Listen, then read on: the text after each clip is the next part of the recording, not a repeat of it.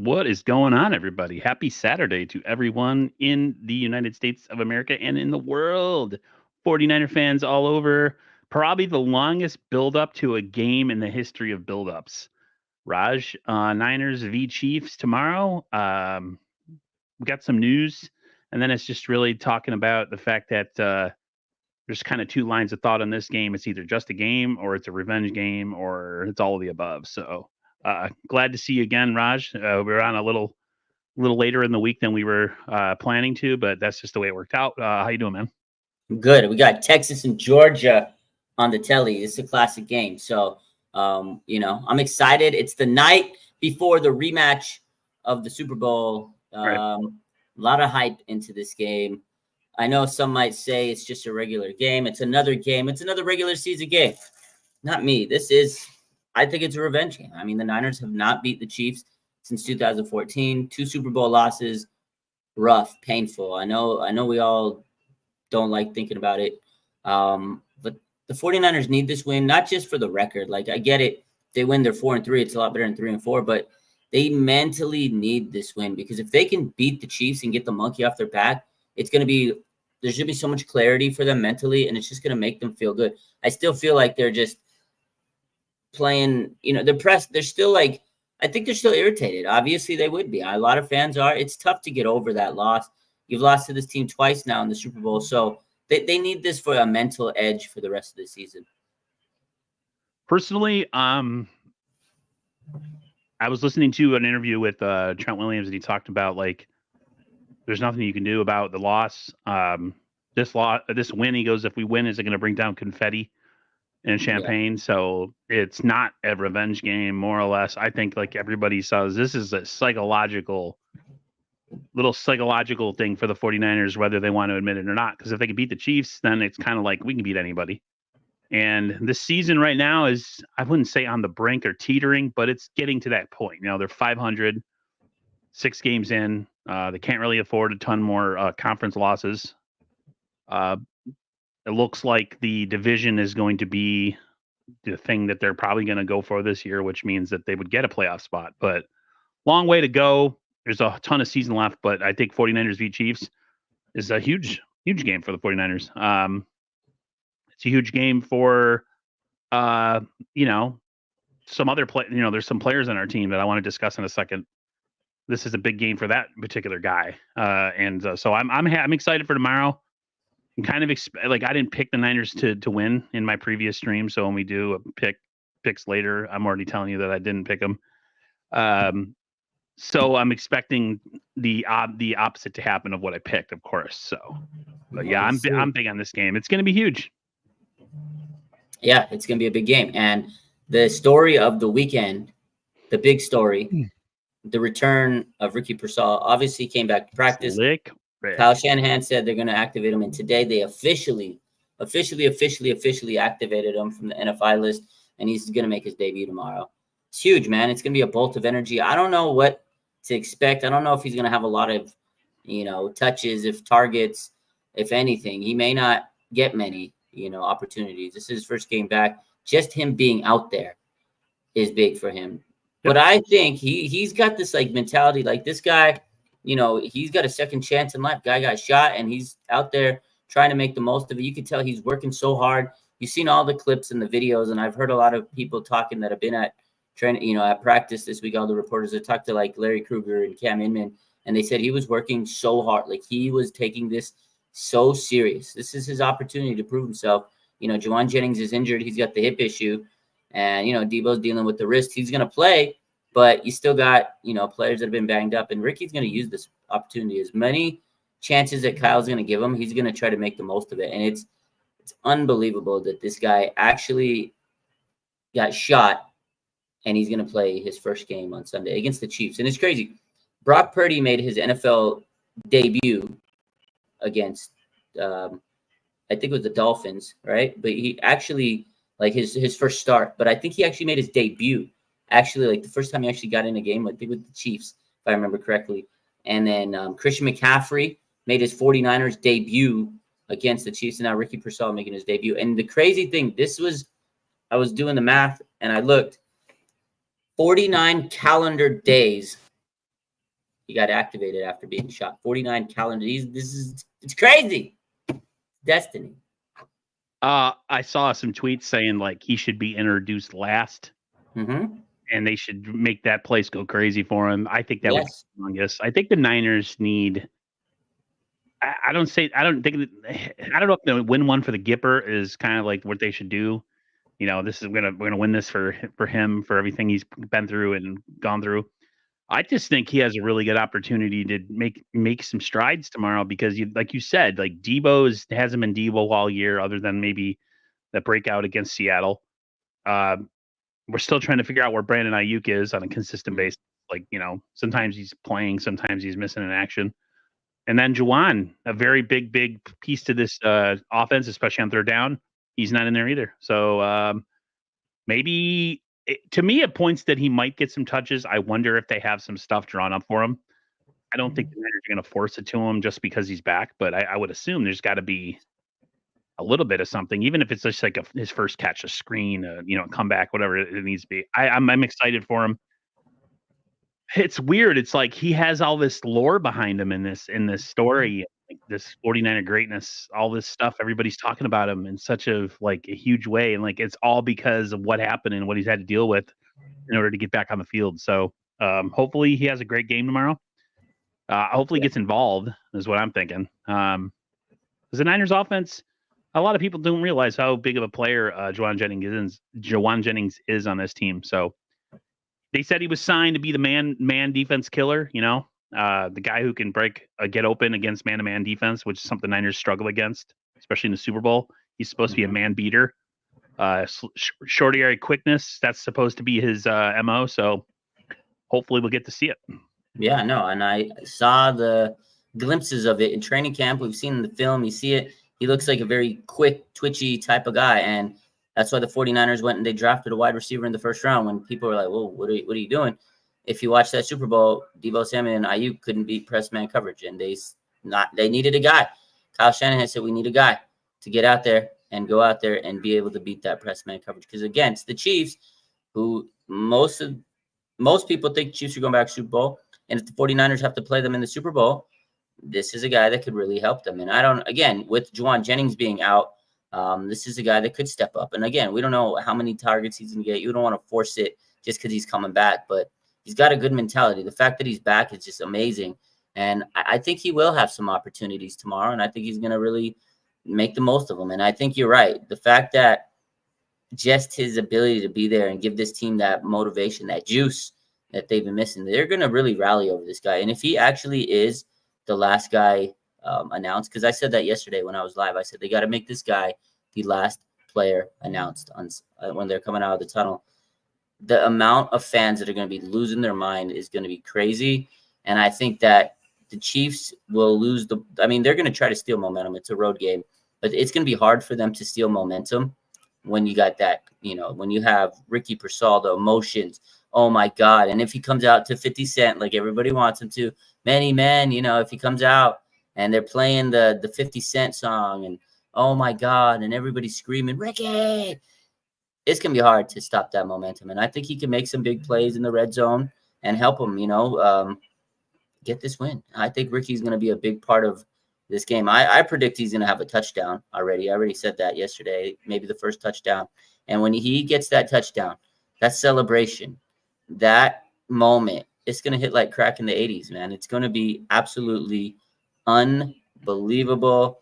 I'm telling you. And the Chiefs are not going to have medicine for that. They may be a better team, but when you have momentum like that, it's going to be hard to stop that.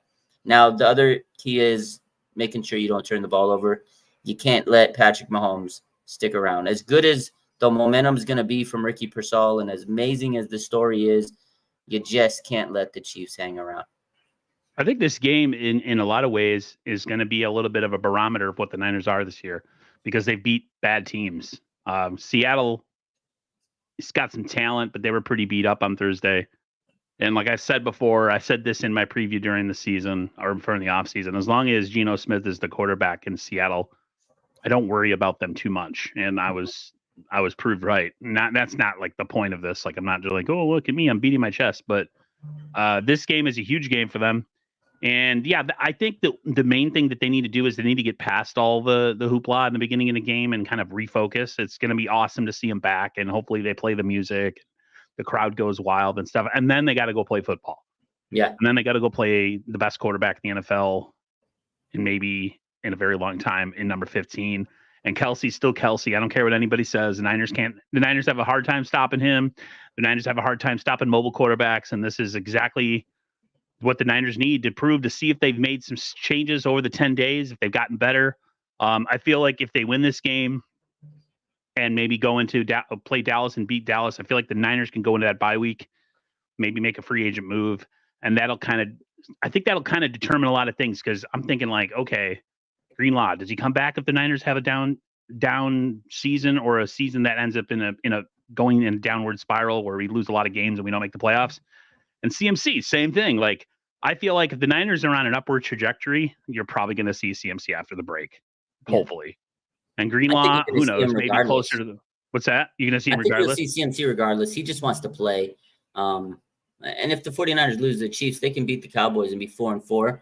It's Right. still a good opportunity to, be able to get back. But yeah, I think you're right with the Greenlaw. If they're like really not at a point where they know they're probably trending towards not make the playoffs, which that might be like way late into the season. And Greenlaw's, they said mid-season they're going to take it easy. There's no timeline. But you're right. If they're like really doing bad, I don't know if Greenlaw is going to risk coming back. That's a good take. I just think it's pointless to come back if they're not going into the Super Bowl if they're not going into the playoffs, they're not making a playoff push. Why would you bring a guy who's not? I mean, let him have a full, however many months, 18 or so months back, and then come back at the beginning of next season. Trust me, I want him on the field, because I think the Niners defense doesn't have an identity when he's not out there. He's like a lot of people, because I'm not a Warriors fan and I don't live in the Bay Area, but a lot of people always compare to Draymond Green.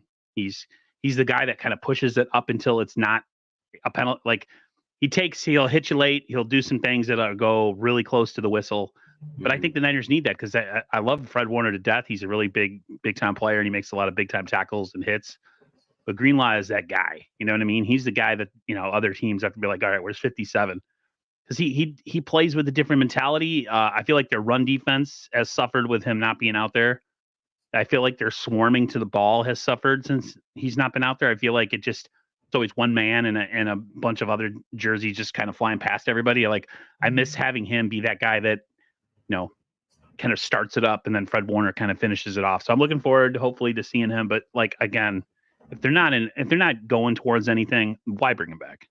Yeah, no, and Dre's definitely missed. He's that tone setter on defense. Him and Fred Warner, they feed off each other's energy. Like, they need each other. Like, you can tell Fred's trying to play 10 times the player he is, which he's having an amazing season. Defense He's player being incredible. Season. Yeah. He's playing incredible, but he's trying to have to make up for the loss of Green. He's trying to play for both of them, and that's too hard to maintain over the year. He's going to get burned out. You got a guy like Devondre Campbell, who's just really not it. They expected him to come in and be able to hold the fort down while Greenlaw's out, and he hasn't been able to even build pretty the fort, bad. So it's unfortunate. Yeah, he's pretty bad. I think he's cooked, to be honest with you. Terradome says Greenlaw is the attitude. He is. He is the attitude. He's that aggressiveness that you need on it. He's the gritty guy. He's like the wheel that makes things turn. He's the engine, right? But obviously Fred's the heart and soul, but you got to have that engine to keep pushing things around, and they feed off each other, and we need him. I hope he comes back soon, because you're right. Against a guy like Travis Kelce, who had a slow start to the season, but last week he kind of revved it back up. It's going to be tough, man. Travis Kelce, no matter how old he is, he's still a great tight end, just like Kittle. He's getting older, but he's still fantastic. I think the tight ends are going to be an X factor in this game, specifically Kittle for the Niners.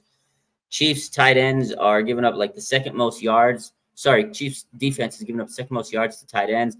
32nd ranked in yards per route run against the tight end. And George Kittle, he's been fantastic this year. He's had 5 touchdowns this year. He's been cooking it up. Even though he missed the game with the hamstring injury, he has been at the top of his game. So I think it's going to be a big Kittle game. Obviously, Debo dealing with the wrist, although I think he'll give it everything he has. Juwan Jennings is out. Ricky Pearsall making his debut.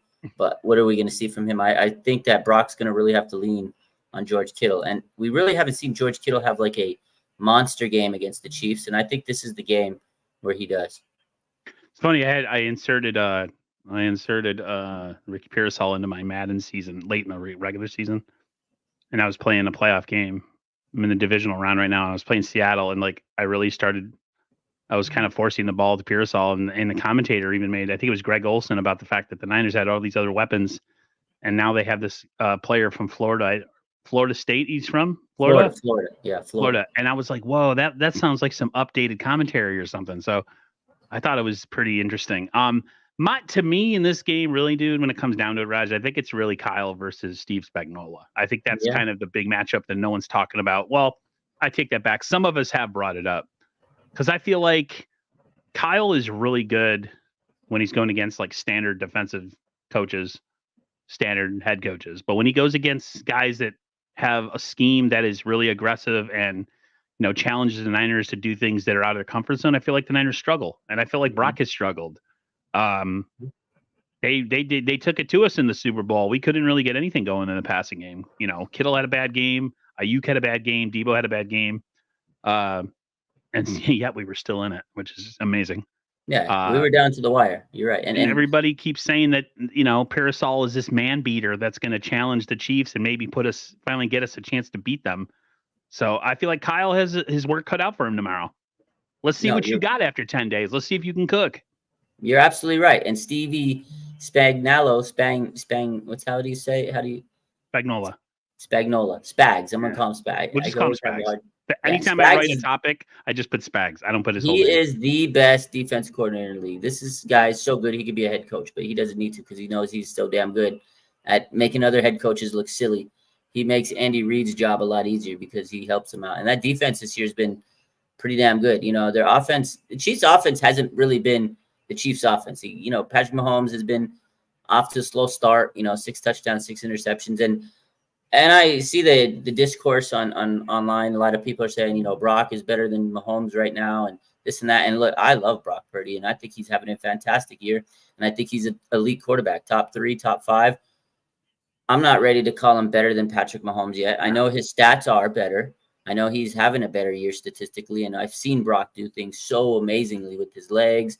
Like, this guy is turning into the total package. He is getting to that upper echelon at quarterback. And people don't respect him. Niner fans know how good he is. Some people think he's not better than Bo Nix. I mean, if you talk to... I know.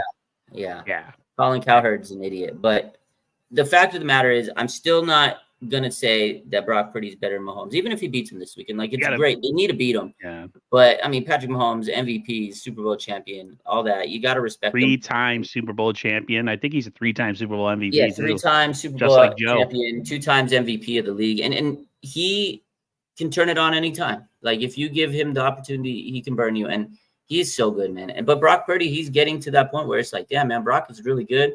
But against Spags, they're going to try to make Brock beat him. They're going to try to make him uncomfortable, like you said. And to me, it really comes down to Kyle Shanahan and his offense versus Spags and his defense. Who's going to win? Who's going to win that battle? Last year, we saw Chris Jones on 3rd down, and they wrecked us. Before that, there was a big play. Trent McDuffie, 3rd down, and they couldn't block. They let the guy in. They had 6 men on 6 men, and they missed the block, and that was it. And then that Chris Jones play on 3rd down, you had BA open, you had Juwan Jennings open. If you would have blocked those two, if you would have blocked Chris Jones, that's touchdown, game over. So it really comes down to, can you stop Chris Jones? Can you stop this blitz attack of Spags? Can you stop the man pressure from their secondary? Like, those are the things the Niners have struggled against, and the Chiefs know it, and they're not going to change anything. They're going to play their defense the same way they play it, because the Niners are going to play their offense the same way. Can you beat it? Plain and simple. That's what it comes down to.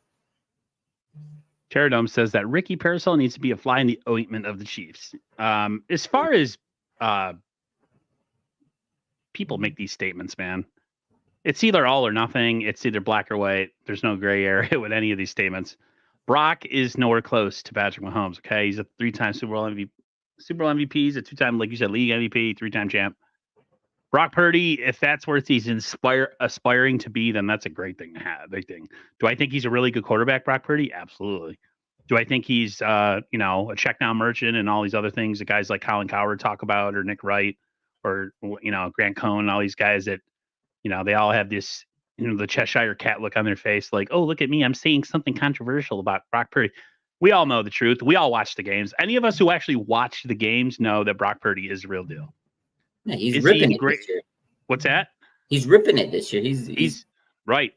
yeah. I wish he'd stop scrambling a little bit, but other than that, it's been really good. I just I hate people that really did. I don't like getting upset about stuff I watch online or stuff that I see from shows. I never watch these shows for the simple fact that it gets me thinking and obsessed on it. But to say that this guy isn't better than Bo Nix, it's just that's when that's when I know you don't watch the games. You're a box scorer.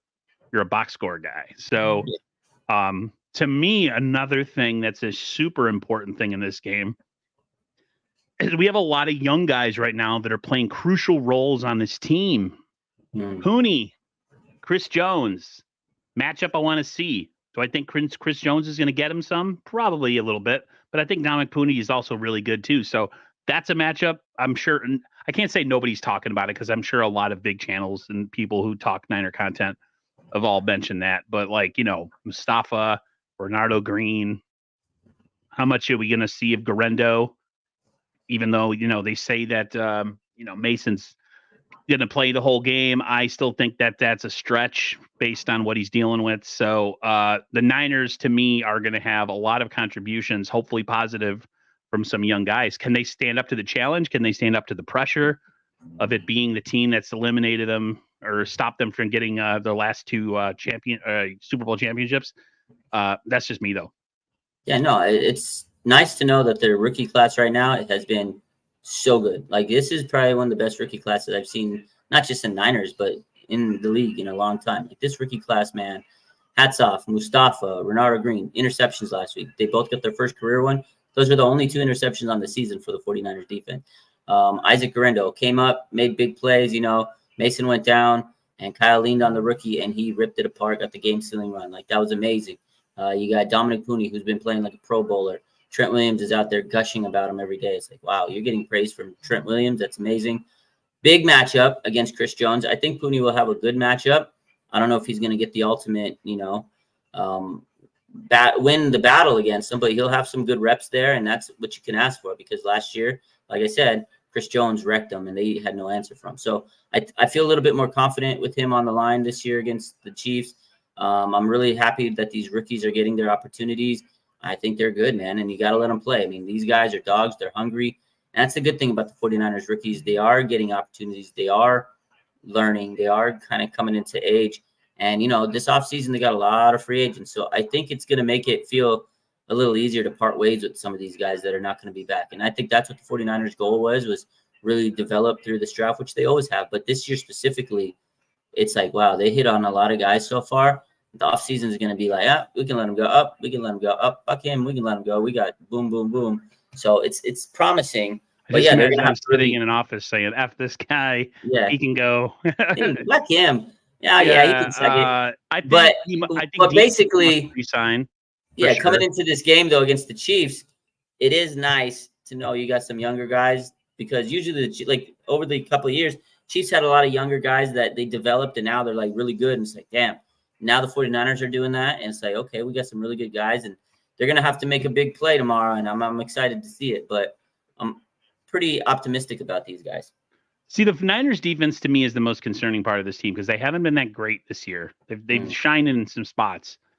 And we've gone against teams that have been decimated and still had, big days on our defense and missed tackles and not no sacks. And like you said, up until last week, not getting, interceptions and stuff. So like when people say, oh, well, the Niners are going to be going against a team that doesn't have this and this and this on offense and they're struggling. It's like that hasn't done any favors for us in the past games that we've lost this season.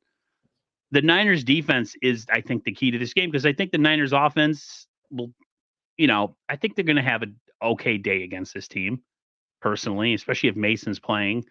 And, we still have Kittle, we still have Ayuk, we still have Debo. And now if, Pearsall plays and he plays well, I'm more concerned about the defense, even in the Chiefs, beleaguered state. They're still scary to me because they have two of the guys, probably going to both be Hall of Famers at their positions in Kelsey and Mahomes. So Niners defense needs a big game tomorrow. They need to step up. Defensive line's got to get some sacks. They did really good with pressures last week. Bosa had a big pressure game, but they need to start turning some of those into sacks. Yeah, you're right. You're right. And I think the Niners defense the last couple weeks, it's been a little bit better. They got to stop the run because the Chiefs are going to run the ball. They're going to use Worthy on the jet sweeps. We know they're going to use Kareem Hunt and let him kind of run through us. And that's it. Niners got to stop the run. They got to get to Mahomes. You got to put pressure on his face. Any quarterback, you got to get pressure on the quarterbacks. The Chiefs tackles haven't been the best this year, as they usually are pretty top of the league. But I feel like Mahomes, his protection hasn't been the best. And again, he has been throwing interceptions. So they got to get to him, get the pressure on him, and force him to make errant throws, So I think Bosa is he's going to be an X factor. This defense, man, again, you cannot let the Chiefs stick around. To me, yeah, I know the defense, you talk about the defense needs to step up, and we've been saying that they need more pressures. Hopefully the safeties can play good because its secondary play has been up and down this year. To me, the big key is special teams. I feel like special teams has lost them a lot of games. They've kept them in games. They've kept them out of games. The special teams is wild. Like, why not it's been a roller third kicker, people? Three. That's what I was getting to. The Niners officially elevated Anders Carlson from the practice squad. They had to put Matthew Wright on the injured reserve. It sucks. They had Matthew Wright. He looked okay on the kicks last week. He couldn't get touchback, so that was an issue. Now, hopefully, this Anders Carlson can get touchbacks. But historically, this guy's hasn't been good in terms of kicking field goals. If you remember in the playoffs, he sold the Packers by missing a field goal and helping the Niners stay in the game. So I'm a little nervous. Niners are down to their third kicker in 3 weeks. If it comes down to a kicker, like a last-minute kick or something, I'm not going to lie to you, man. I'm going to be a little nervous. I'm going to be actually not a little nervous. A lot. No, I would be very doubtful. The Niners need to play tomorrow as if they don't have a kicker. That's the type of offensive game they have to play. They have to be aggressive. They have to score in the red zone, which is still a big problem for them. I had a stat up on my channel. They're like 28th in the league, I think, in percentage of not scoring touchdowns in the red zone or whatever. Some weird stat. The Niners shouldn't always have to have their special teams be the phase that ends up, they have to end up counting on. To me, if they're able to if they have a lead, not choke it away. The Niners have, even in the Seattle game, people are like, oh yeah, we killed Seattle and all this. And Niners almost choked that game away too. They played the exact same kind of like start really fast all of a sudden, and then the momentum completely swings back the other way. Yeah. The fact that they can't get tackles on kickoff returns and they're not just kicking it. I know that guy last week really couldn't kick it in the end zone, but if you can kick it into the end zone, just kick it into the end zone. Yeah, I know. Because it's apparent you can't tackle anybody. I mean, they have the Niners, to me, I said this last week, even in the win, they have the worst special teams in the National Football League. And it's not even close. Yeah, it literally almost lost him a game last week, and it lost him. It's been a detriment to this team, Yeah, you're right. And again, that's why I mentioned it. Special teams has been their Achilles really this year. It's kept teams in the game that shouldn't need to be in the game, and it's caused them to lose. Like the Rams game, let them hang around. Special teams play was poor. Cardinals, same thing. You let them hang around, poor field position. And then last week, you're right, they almost blew that game away. But credit to defense like, Ronaldo Green making that big clutch play and Isaac Randall, like we mentioned. So those guys stepped up and they sealed it.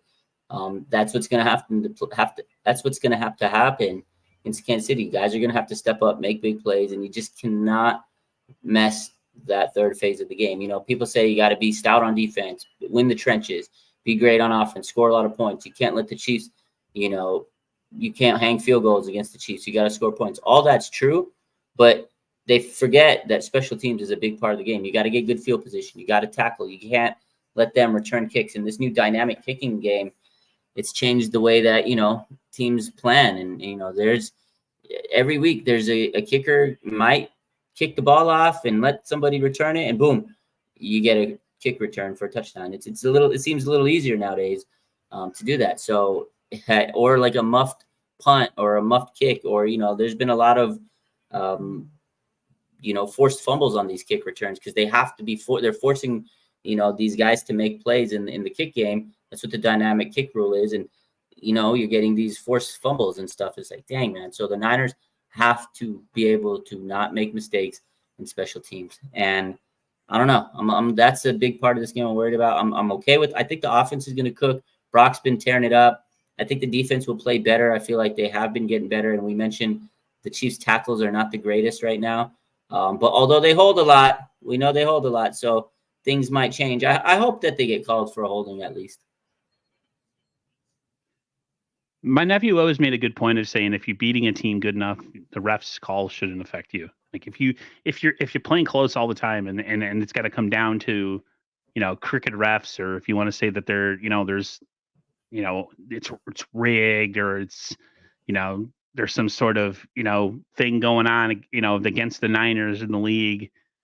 If you play well enough and score touchdowns and can tackle on kickoffs and make field goals and do all this like simple ass stuff that everybody does that's good in the NFL. I mean, stop letting small little quarterbacks that you say that, like I heard something from Bosa saying like, oh, well, we're definitely game plan, for the mobile stuff this week and blah, blah, blah. And I'm just like, dude, shut up. Like you guys just stop, like go and tackle and make sure that you can handle the run option stuff. I hate hearing that and then having what happened against the Cardinals happen to us. So there's so many other phases of the game that the Niners could get right that they don't have to depend on their special teams to be the make or break, because right now their special teams is pretty bad and they're on their third kicker. That's the crazy part. It's crazy. Let this game come down to him and then you deserve to lose. Let this game come down to him and you deserve to lose. You take care of things in the other two phases and make kicking an afterthought tomorrow. I don't know. Whatever. That's it. 100%. You can't let teams hang around. You can't let any teams hang around, especially a team with the quarterback like Mahomes. And that's my biggest worry. Don't let them linger. And the 49ers have had that. So I'm very confident in 49ers tomorrow. I have a really good feeling because of the fact that, they got the energy from Ricky Pearsall. But again, we've seen them blow leads to really good teams or really bad teams this year. And now they're playing an undefeated team. But teams are meant to be beaten. I don't think we'll ever see an undefeated team. I don't think Chiefs are going undefeated. I just don't think the Chiefs are good enough this year, which is crazy because they're undefeated. But I just think that they're, like you said, that like it's tough. They've been surviving games. There's like 2 games they should have lost because the refs at the end kind of judged, some controversial calls. But they've been surviving. They're banged up too. Yeah, my boy Peter Parker. They've been banged up. The Chiefs have been banged up. I wanted to read this comment. My man, hey Peter Parker says, Raj, Kansas City gets 1 holding call. Lunch on me. That's how confident I am that the refs ain't calling shit. Hey, I'm taking that offer. If the refs call 1 holding call, I'm gonna hold you to it. You Venmo me, and I'm gonna DoorDash something. That's it. Ask Raj to get you one of those nice hats that he wears all the time. I got a lot of them. Sponsored by Residency. Every time I think of Residency, I think of a hospital. Yeah. What was I going to say? I got a new one today. I actually met with Zach. He's the CEO, the founder, and we got some things cooking. I'm going to do some big stuff with them coming up soon. Might actually have my own branded colorway with Residency coming up. But that's nice. Yeah. So see this guy? He's going to be telling me I only have 10 minutes for a stream soon. He's going to be like, I'm too important. I might need to. Yeah. Hey, buddy, I got Residency on the phone. Can you chop it up? Chop. Chop. Kick a hat to Raj. Huh? Oh. Let's see here. Let's talk about something that we kind of touched on before, and then I kind of, glanced over it. Trade deadline coming up. Interesting little bit of news that I saw. I'm sure you saw it too. Deebo Samuel. There's talk that would the Niners consider moving him at the trade deadline, and if they do make a move at the trade deadline, what kind of move would they make? To me, it seems like it's going to be more of the same as usual, which is defensive line, tackle, or edge. Care to comment on either of those? Yeah, I think the Niners would definitely add a defensive player. I think they will. I think a lot of it's going to be dictated by this game because this game's really gives you a barometer of where the 49ers are against, one of the top teams in the league. If their defense is slacking, they're going to go get a defensive player. If there's a missing piece on offense, they're going to go get them. They've done it before the last several years with John Lynch and everything. if they need running back depth, if they don't feel like Christian McCaffrey is going to be coming back, they'll go get a running back. I think they'll definitely make a move. I don't see them trading Debo unless they know for 100% fact that they're not bringing him back or whatever the case is, and they can get some value out of him. I don't think Kyle Shanahan's trading Debo Samuel. I didn't say this. This is something that's been. I saw it on Twitter. Get Max Crosby, trade Ayuk. No. Me and Raj talked about that off stream. That's not happening. They're not going to get Max Crosby. The Niners have so many other fish to fry right now in the offseason. I mean, I would love Max, but it'd be like a half-year rental, like we talked about. And you would have to give up major draft capital for a guy that you're going to have for, like, if they make the Super Bowl, I don't know, like 15 games, 12 games, I don't know. But my thing is, you got to pay Brock Purdy. I don't think you're going to be able to pay Max Crosby and then pay Brock Purdy next year unless he takes a massive discount. And here's the other part. There's no way in hell the Raiders are trading Max Crosby to the Niners. You think the Raiders are going to do anything to help the Niners? There's no way. There's no way.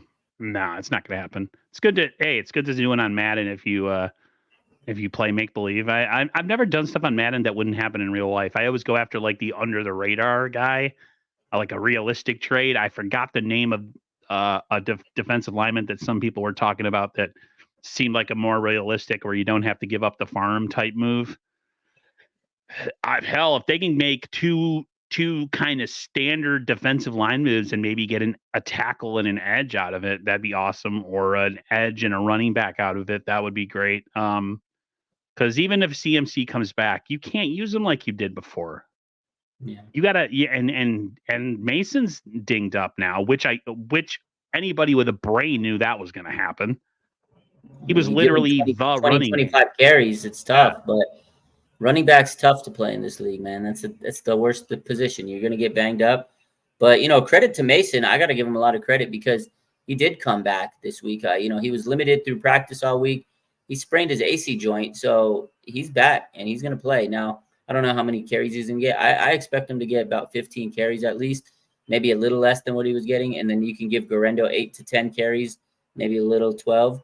But, I love Mason, man. He's great, but he's definitely, not the same explosive guy like Christian McCaffrey. When Christian McCaffrey comes back, if he does, how good is he going to be? I mean, obviously he's going to be good because he's Christian McCaffrey, but like, how effective is he going to be? How many reps is he going to be able to take? Is he going to take the 20 reps that he usually does, 25? Like, I don't know. You don't want that Achilles to flare up. So it's a little like walking on eggshells when CMC comes back. And I'm a little worried about that because we don't know if he's going to, flare up again or, have another injury, have a setback. So it's tough. That's why I think during this trade deadline, I could see them trading for a running back just to get depth. But long story short, they're not trading Debo. If they did, I'd be so surprised. Well, I heard it's a big, huge cap hit if they trade him this year or something. I'm not a cap guy. There's a couple guys on Twitter you guys can go look to. Leon Sandcastle says, get Calais Campbell, still the 7th best pass rushing D tackle. Shouldn't be too expensive. Yeah, I mean, if Miami's in sell mode, if they lose another couple of games, that might be the case. It sucks, man. They suck, that's my brother's squad. I feel for him because they've been talented. They just, me and him discussed it. I said, some guys are just meant to be coordinators in the NFL, and I really think Mike McDaniels is one of those guys. He's not a leader of men. Say what you want about Kyle and his coaching blunders and his choking and all this stuff. Kyle is a head coach. The way he's able to deal with this roster, the way he'll go at it with big time players, he's not afraid to insult somebody. If not insult somebody, but critique somebody, be aggressive towards them. And remember the old Jimmy is this is easy shit. Is it too much? Like, can you handle this? That the famous line where he was asking Jimmy if he could handle what was going on the field because it's simple. I like coaches like that. I don't see McDaniels as the type of guy that gets in the face of coaches. Would he be a really awesome offensive coordinator or something that we could add next year? Yeah, great. Bring Saleh back too. But like, I just think it's unfortunately, and I know we're talking about the Dolphins, it's unfortunate because they had some pretty good players. They're pretty talented. Talented team. But, once Tua went down, they didn't really have a good backup quarterback situation. They got a lot of talent. They've had a lot of other injuries, but, I agree with you. I think McDaniels is a great coordinator, but just haven't seen enough out of him as a head coach. And Salah, couldn't figure it out. He couldn't get that offense cooking. And, I think they did Salah a little dirty, though. I think that was premature. The team still has a chance to win a lot of games. And then they went and got Devontae, and now, they can right the ship. But, hey, it is what it is. Maybe they can come back next year. So Ryan and Mariah both don't think Kyle. I don't think Kyle's elite either. I think he's a really good coach, but I mean, how many elite coaches do we have in the NFL right now? I mean, one. I think he's a really good game designer. Like, he understands offense. He's not elite because he hasn't won a Super Bowl yet. He's still young. Well, he's had some pretty epic meltdowns. He does have some bad meltdowns in the end. But you know what? I've seen a lot of meltdowns through the years, and I don't want to go through them. It's not the only ones, but Kyle's had a lot of them. The day he wins a Super Bowl, if he does win a Super Bowl, especially changes with the Niners, the whole thing. Nobody's ever going to take that away, and everybody will finally start giving him his flowers. That's all he needs to do is win the Super Bowl. I know I'm saying that's all. Like, it's an easy thing. It's not easy to win a Super Bowl. If he can win a Super Bowl, though, I think he can finally shed a lot of his doubters, because that's really what's holding him back. He's made it to Andy Reid a long time too. It took Andy Reid to switch franchises and get a guy like Mahomes. Yeah. The chances of that happening, right? Chances of you getting a quarterback like that are like slim to none. Like, nobody in their wildest minds could have predicted that a 7th round, last pick in the draft quarterback was going to be better than a guy that we drafted number 3 overall, who was supposed to be like a second coming of like all these mobile quarterbacks that they can run it and throw it too. And he's a 3rd stringer in Dallas who's probably never going to be a starter in the National Football League. Yeah. You can't even give coaches credit for those kind of draft picks or the GMs, because the NFL draft to me is a freaking crapshoot as it is. I mean, the Niners this year so far, and I think people need to chill out on some of these players. They have a pretty good looking draft class so far, but the draft's a crapshoot. So yeah, that's the league. That's what it takes sometimes, is luck. Sometimes you need a little bit of luck. Maybe you walk into a franchise like the Niners that were bereft of talent, and they had an open checkbook, and they were able to go and sign players, and now they're looked at as one of the better teams. But that had like a lot of bad stuff had to happen before that. So like Kyle, there's a lot of stuff that Kyle can't control, and then there's stuff that he can't control. Yeah, a lot of stuff. And again, I agree with Peter Parker. He says Kyle shrinks in the big moments. He does. He's letting that dog mentality. We all agree. We all know it. But at the end of the day, this team does get 2 big games. They're perennial contenders. He's got that going for him. But I'd like to see Kyle take this team to the Super Bowl. I don't know if he will. I don't know if he can. But if he does, I'll be a happy-ass dude. Definitely big to have a good quarterback with Brock, and I feel more confident. They were so close last year. That was the closest I've seen this team get, and we all know the meltdown. And it sucks that we're, having this match against the Chiefs. I wish we were the ones, getting this rematch and saying, haha, we're the champions, I wish we'd be able to like raise their banner and, pull out the rings against the Chiefs. Like, I think the Niners would have totally done that against the Chiefs if they did that. But it is what it is. We live to see another day, and Kyle can kind of get on track and build some momentum and build that good confidence for this fan base and the team if they can beat the Chiefs. Because everybody says there's no chance in hell. There's a lot of people out there saying there's no chance in hell. Niners came so close both times. They're so evenly match up, these teams, coaching wise too. Like they know how to play each other. It's one play here or there, a couple plays here or there. And I feel like this is the year that Kyle gets the monkey off his back with the Chiefs. And if he can get the monkey off his back with the Chiefs, that might springboard this team into getting the monkey off the back in the biggest game of the year. So we'll see. This is a confidence builder. I'm really excited about this one. Real quick, side note, as I'm looking through Twitter, the Panthers, Miles Sanders, running back, is believed to be available on the trade market. So keep an eye on this guy. I'm just going to say keep an eye on his name. The Niners could come in and trade him. Miles Sanders, man. Miles Sanders. We'll see. I'm going to do the old famous Shawn Michaels. Just saying. Saying. Real quick, Aaron, I want to kind of get over to Kansas City Niners, kind of talk a little bit more specific predictions. So who are your X factors? What do you think, in terms of what you expect out of this game? I know you said the Chiefs are going to win, and I understand, it's hard for a lot of people to expect the Niners to finally beat the Chiefs, in a game. They haven't done it since 2014. Alex Smith versus Colin Kaepernick. Brandon Lloyd making circus catches, Stevie Johnson scoring a touchdown. That's the Niners that last beat the Chiefs. I was there 2014. I came from Vegas to watch this team. Harbaugh's last year was a tumultuous. That year was freaking crazy. I remember that game. Niners won, and it's been a while. And ever since then, we've seen exactly what's happened. The Chiefs have beat us. They beat us in the Super Bowl. What do you think? Give me your takes on this game overall. I think running the ball is going to be key in this game. I think it always is when you go against a guy like Mahomes, because if you leave him time, it's always, no matter what your defense is or who your skill position players are, they find a way, right? I would love to see a nice mix of running, and maybe I definitely want to see some Garendo in this game, and I want it to be a whole Mason show. And then,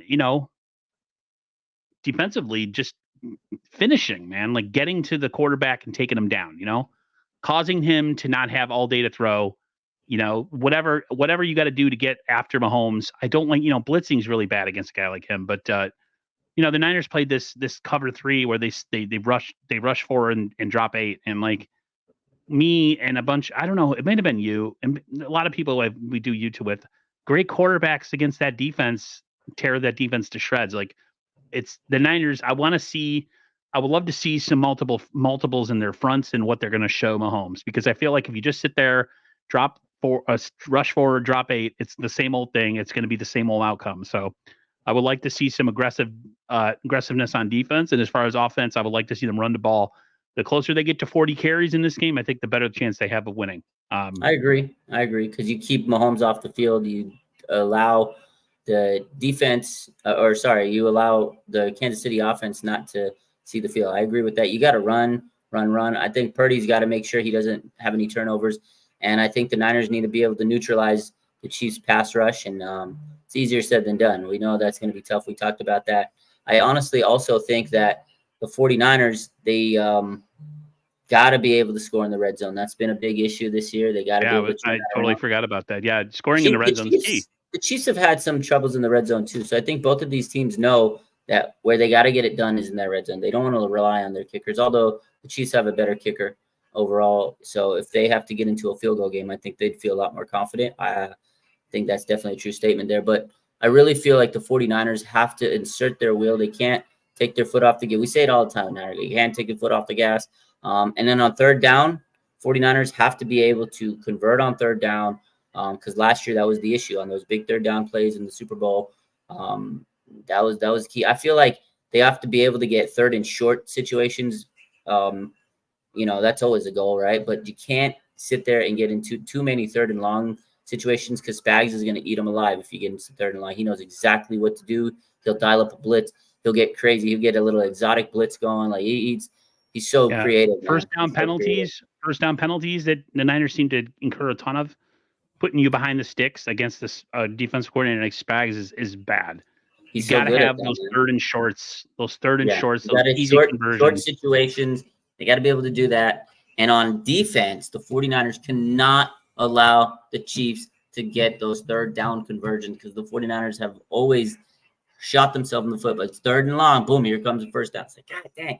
And you know what? On offense, going back to offense on third down, it's going to be tough for the 49ers. They don't have Jawan Jennings. I think that is going to be a huge liability. But can someone step up on third down? That's why if they can get it to third and short, I'll feel a little bit more confident for them going into this game. But I would like to see. That's why I think it's key that maybe they have some stuff schemed up for the young man. I think so. They have issues scoring in the red zone. Everyone's like, "Oh, just throw it up." Well, red zone is a tight, confined space, and supposedly the biggest plus in Pearsall's game is he's good in short area quickness. Yeah, he's gonna get it. Ricky P, he's gonna get that touchdown. I know he's gonna get it. He's gonna get us a slant, and gonna have a slant and go drag. Whatever you got to do. And just the 49ers need to figure out. This is a game where I feel like all the 49ers flaws are going to come to some sort of head, and it's going to be, do they learn from what they've been dealing with the first half of the season and make the right adjustments, or is it going to be what sinks them against the Chiefs? And you're going to say, see, they did the same crap all over again. They can't get off the field on third down. They're horrible. They know what they got to do. Like, this is, again, they've seen this team literally a couple months ago, and they've seen him a lot, over the last couple of years. It's the same team, same coach, same scheme, same quarterback. They know exactly what they're expecting. So this time you just got to execute. It's a rematch of the Super Bowl. Here we go. Let's go, man. Both of these teams are very similar. Chiefs are missing a few of those players. They're banged up as well. Niners are missing a few of those players, but they're also banged up. But for the most part, the key pieces are the same. And I don't know. I'm ready to roll. My prediction for this game, Aaron. I know. I'll give you my prediction. Niners are going to win this game. It's going to be 24-21. They're going to score a game. They're going to be down 17-21, and Brock's going to get the ball last and run him down for a game-winning touchdown. That's ideal, but because if it's the other way around where the Chiefs have the ball last, that's a tough situation. But I think the Niners win this game 24-21. The over/under on this game is 47, so I think it's going to be close to that. And it was a 1-point line. I think the Niners were favored by 1. I don't know if it changed today. So someone in the chat said it's a 2-point line, but it's a pick 'em, man. And I got the Niners winning this one, getting the monkey off the back. I'm going to say this because I feel like maybe if I do the opposite, the better things will happen. I picked the Chiefs in every stream I've done to win 27-17. For the main reason is the Niners have a lot of things going on right now that they need to fix. And I feel like if there's a game that these things could show their head and the Niners could really, fall in their face is against Kansas City, special teams, not being able to score in the red zone, not being able to get off the field on third down, all those things the Niners seem to struggle with. You're going against a team that's beat you in 2 Super Bowls in the last 5 years. You got to get it right against the best teams if you want to, have a chance to do it in February. So there's that. I will say that, I don't know, man. They're at home. They got the faithful is going to be behind them. Raj is going to be there. Raj is going to be there. Ricky Pearsall is going to be in the building. I'm just, I don't know, man. I hate. People have been calling me out saying that I'm not a Niners fan, and there's people that make these bold statements that say if you're negative about the Niners, you're not a faithful. And I think that's bullcrap. I think you should be able to be critical of your team and still. I'm still a fan of the Niners. Do I want them to beat Kansas City? Yes. I really hope they do. But if you put in a gun to my head and be like, what do you think's going to happen, dude? If you say the wrong thing, I'll blow your brains out. I'm going to say, well, I think the Chiefs are going to win. Until proven otherwise, and I still get shot, right? Until proven otherwise, I want to see, until that happens, I'm still going to go in my heart. In my heart, I want to say the Niners are going to win, but in my brain and where I do my thinking, I want to say Kansas City's going to win. I will say this though. Fair enough. I will say this, and I want to show this video one last time, and then I'm going to delete it. I feel like this whole Brock Purdy thing, right? So a lot of people are on him, and a lot of people say a lot of negative things about him, and a lot of people think he's no better than Bo Nix.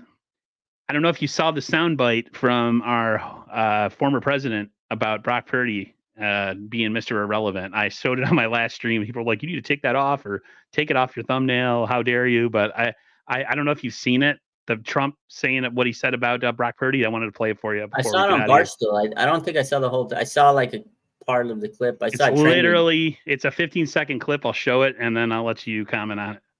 Let's see. Oops. The San Francisco quarterback I found to be very, very interesting. How he's been so good, and he was just about the last draft pick. Yeah, I think he was he Mr. Irrelevant? Yeah, he was Mr. Irrelevant. Yeah. He was Mr. Irrelevant. Yeah. He's not irrelevant anymore. Yeah. Have you? That's the best. He's not irrelevant anymore. I like that. Listen, honestly, I don't care who's the well, I mean, I do and I don't, but politics, you lose either way, right? Whatever side you vote for, everybody's corrupt. That right there, though, is the biggest mic drop ever, because he literally said he's not irrelevant anymore. So I like it, whether you like Trump or not, and the fact that you got people supporting Brock like that is awesome, man. I like the support for Brock. It's a pretty cool thing to hear someone say he's not irrelevant anymore. Hey, guess what? He was Mr. Irrelevant.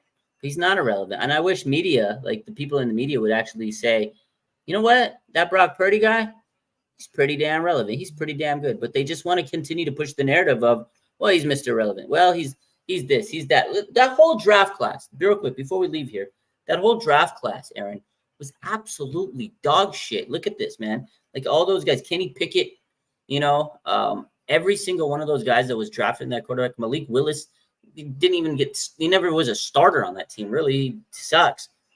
Every quarterback in that draft class was just dog trash. Sam Howell kind of was okay, but he's a backup now. Like he never really was much. All these guys are going to be journeyman quarterbacks, at best. None of them really panned out. And Brock Purdy was the last one of all of them. Every single one. Skylar Thompson, he's backup quarterback. All these guys were just relegated to becoming journeyman quarterbacks. And Brock, last pick of all of them of the entire draft, and now he's on pace to potentially become the highest paid quarterback of all time. It's freaking crazy, man. What's funny too is, I have, it's not exactly issues, but I don't like people that they make clickbait content as far as because they have a lot of influence. Okay. You saw the clip. I know you've seen the clip where after the draft, they have Grant Cohn and he's doing his normal, where his face is this close to the phone and it's above his head. And he's saying it was it's a useless pick. He's not going to make the team, blah, blah, blah. And then there's also one of him after I forgot what game Brock played. And he's pretty much he's not the guy, blah, blah, blah. And it's just it's those kind of people that say those kind of outlandish things that I don't understand where that comes from. Does it come from a place of hatred or jealousy? I don't understand how you can be so firm on your take. And then when you're proven wrong, not sit there and say, listen, I was wrong. Nick Wright won't do it. All these other guys in the media, they just continue to bash. Colin Cowherd to me is an absolute piece of trash. He's still mad that Trey Lance used his daughter and then kicked her to the curb. Yeah, he just said, see ya, bye. I agree. Like most guys do in college. It's college, yeah. They weren't really in love, but I want to go over this draft class with you. The 2022 draft. I actually have a CB. I just pulled up an article. This is the ranking, all the 9 quarterback picks in 2000 draft according to value. So this was their rankings after their draft. Oh my God. Oh, these are what we think.